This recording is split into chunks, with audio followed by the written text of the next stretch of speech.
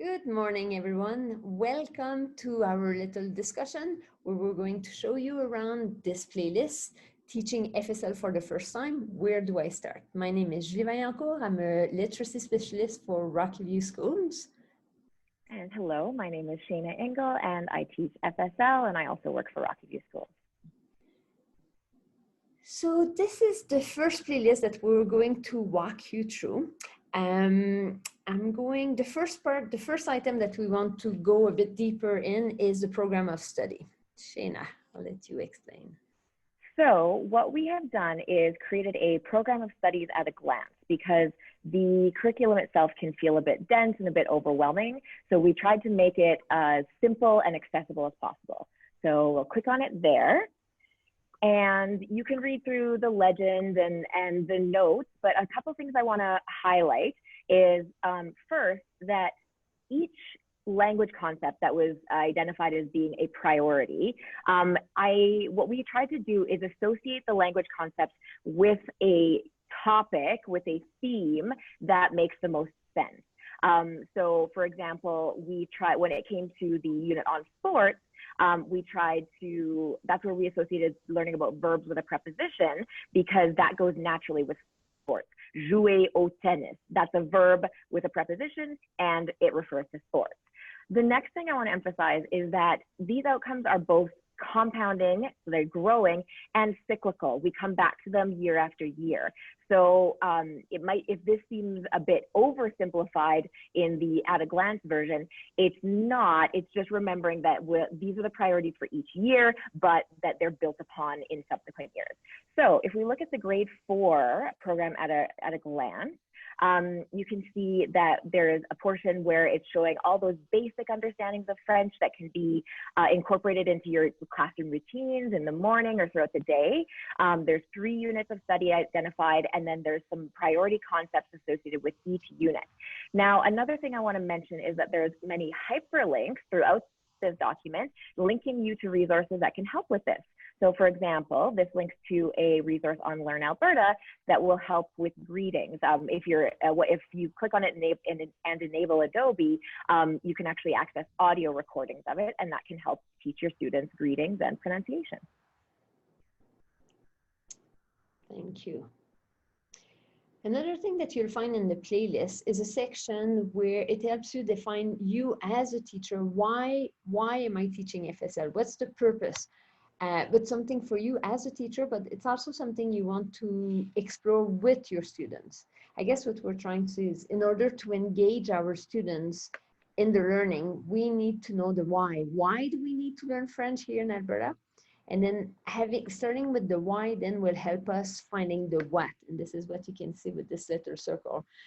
Sometimes when we start giving worksheets of numbers and different verbs in French, different things, students have trouble in getting engaged because they don't really know why they need to learn that as students from Alberta.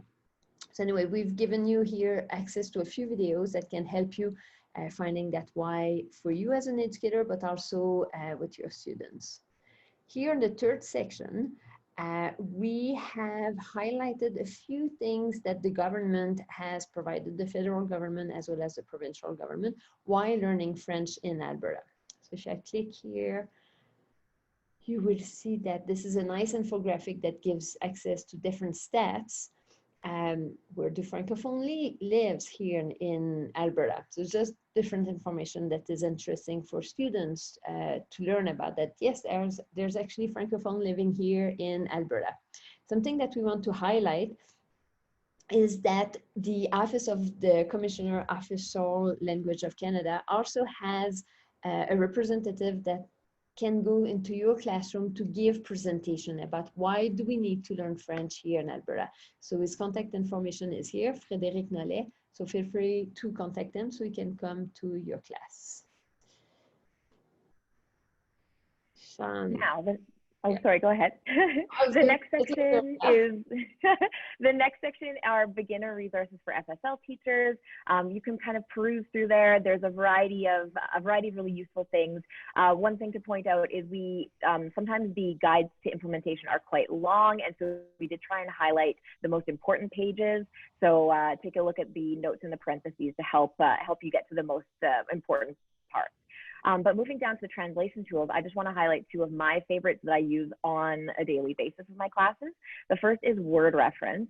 This is an excellent online dictionary.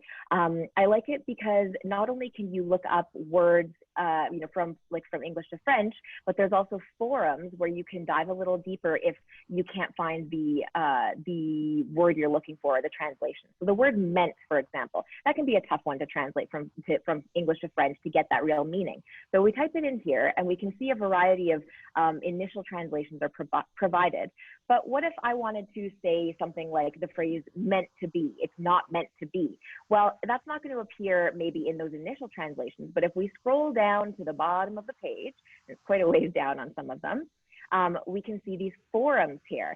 And so in these forums, people have asked these questions and others will help answer. So if we click on, I guess it's not meant to be, because that's the idea I'm trying to find a translation for. So here, the first person has said, comment dit-on? So how do we say in French, I guess it's not meant to be? And then they gave their attempt. And then we have a response from a francophone, and we can see in the sidebar they're from Montreal, and they are saying, I don't know how to explain why that doesn't work, but here are my attempts. And then they give a couple options. So this can be a really useful tool for some of those, both for finding basic words, like basic English to French translations, but also for some of those trickier ones as well. But for even trickier things, or if you're not quite finding what you need on Word Reference, Linguille is my other favorite. And this is excellent for when you're trying to communicate maybe more of a sentence or a phrase or that sort of thing. So Linguille consults basically many websites around the world that exist in multiple languages, and it will show you how those official websites have translated certain phrases. So for example, as Canadians, we refer to our Senate as a house of, or a chamber of sober second thought. But how do we say that in French? We can't translate that directly, so how would I say that to my students? So if we look up sober second thought or chamber of sober second thought on Linguille, it will actually show us some of the ways that the Canadian government, our government, has translated this officially. So we see in the first one, a chamber of sober second thought has been translated from, it's on the Parliament, the government website. It shows it as translated as une chambre de réflexion. So it's not a literal translation, but it absolutely communicates that sense of what that means. So these are two of my favorites, Word Reference and Linguille. So this is it for the playlist one. If you liked what you saw and you don't have access to the document, we're encouraging you to go to the CRC website and search for this link, French as a Second Language FSL PD playlist. So we have a total of 6 playlists.